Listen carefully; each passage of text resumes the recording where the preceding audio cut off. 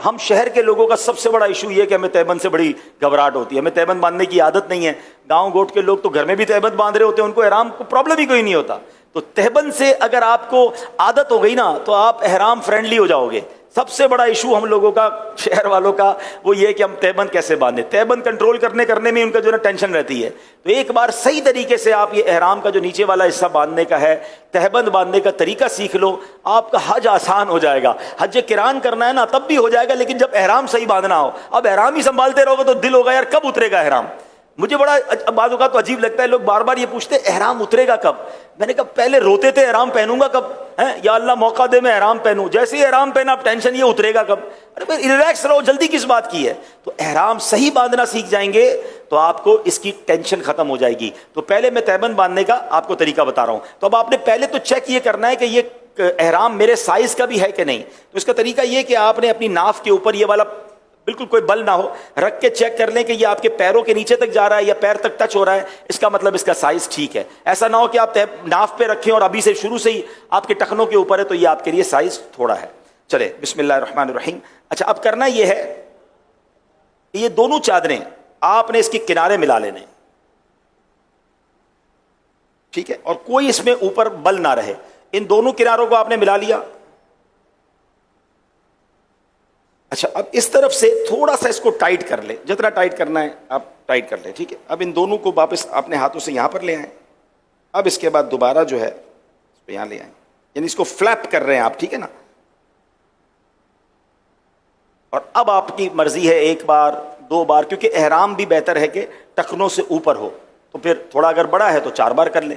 اب مثال کے طور پہ یہ میں نے اس کو 4 بار فولڈ دیا نا، اب یہ اتنا اچھا بندھا ہے کہ مجھے بیلٹ کی حاجت نہیں ہے، ٹھیک ہے۔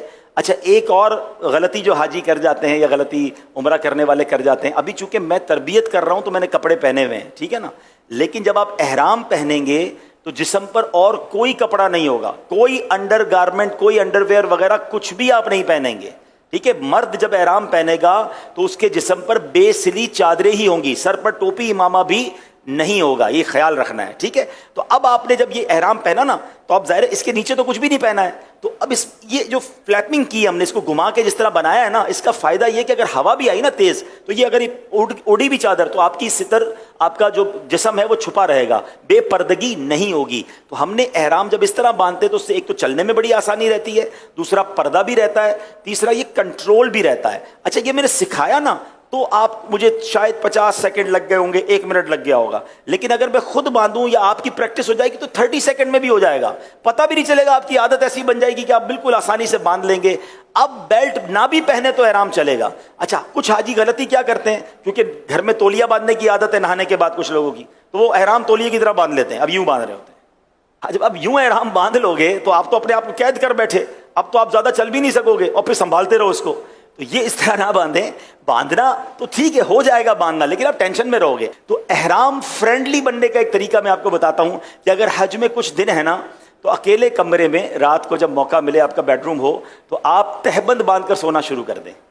آپ 5-7 دن اگر تہبند کے ساتھ واش روم جانا، گھر آرام کرنا سیکھ گئے نا تو پھر آپ احرام کے اندر بڑے ایزی ہو جائیں، کیونکہ آپ کو وہاں جا کے پریکٹس نہیں کرنی ہوگی، آپ نے ادھر ہی پریکٹس کر لی ہے، ٹھیک ہے نا۔ آپ کہیں یار وہ پھر تہبند یوز ہو جائے گی تو مجھے وہاں کے، تو کوئی بات نہیں، اس تہبند کو یہیں چھوڑ دیں، نیا ایک احرام اور لے کے وہاں چلے جائیں، لیکن اچھی نیت کے ساتھ اس کی پریکٹس کر لیں تو یہ بڑا آسان ہو جائے گا۔ اچھا اب بیلٹ کئی قسم کے آتے ہیں، لیکن اگر اس طرح کا بیلٹ جو ٹریولر بیک بیلٹ کہلاتا ہے جس میں جیب ہوتے ہیں، یہ بیلٹ بڑا آسان رہتا ہے، تو اس کو باندھنا بڑا آسان ہے، پیچھے اس کا کلپ ہوتا ہے اور اس میں آپ اپنا موبائل فون، اپنے ضروری کاغذات یا کوئی تھوڑے بہت پیسے بھی رکھ سکتے ہیں۔ اس میں بھی ایک مشورہ دوں گا کہ حج پر جا رہے ہیں تو 2 موبائل لے جائیں، اگر آپ کے پاس اسمارٹ فون یا قیمتی فون ہے تو اس کے ساتھ ایک چھوٹا فون بھی لے جائیں، جو آپ حرم پاک میں جانے آنے کے لیے، منی عرفات میں، دیگر جگہوں پر آپ کے پاس وہ بھی فون ہو، کیونکہ بعض اوقات بیلٹ میں لوگ رکھتے ہیں اور بیلٹ اٹھا کر رکھ دیتے ہیں کہیں وضو خانے پہ اور قیمتی فون بھی چلا جاتا ہے، یا اپنے پورے سفر کی ساری کرنسی اسی بیلٹ میں رکھتے ہیں، ایسا بھی نہ کریں۔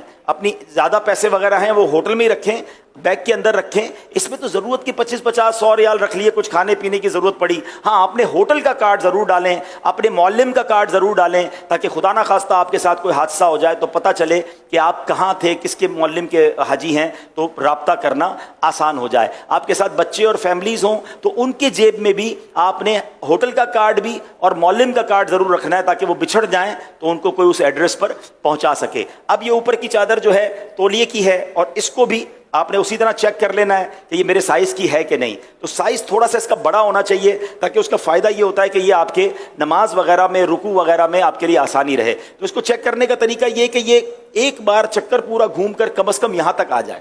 تو یہ جو چادر ہے یہ میرے لیے ٹھیک ہے, میری سائز کے لیے اوکے ہے کہ یہاں تک گھوم کے آ گئی ہے. تو اب جب یہاں تک آ گئی ہے نا, تو اب یہ میں جب رکوع کروں گا نا تو یہ گرے گا نہیں. ورنہ نارملی کیا ہوتا ہے کہ اگر احرام یہی ختم ہو گیا تو جتنی بار آپ نماز پڑھیں گے وہ نیچے آتا رہے گا, پھر آپ اوپر کرتے رہیں گے تو تھوڑا سا کنفیوژن بھی رہتی ہے. تو بہتر یہ کہ احرام اتنا ہو کہ یہاں سے پورا چکر گھوم کر آپ کے یہ والے کاندھے پر یہ دوبارہ آ جائے, تو اب آپ بڑے سکون سے انشاءاللہ احرام پہن لیں گے. تو یہ ہم نے احرام پہن لیا.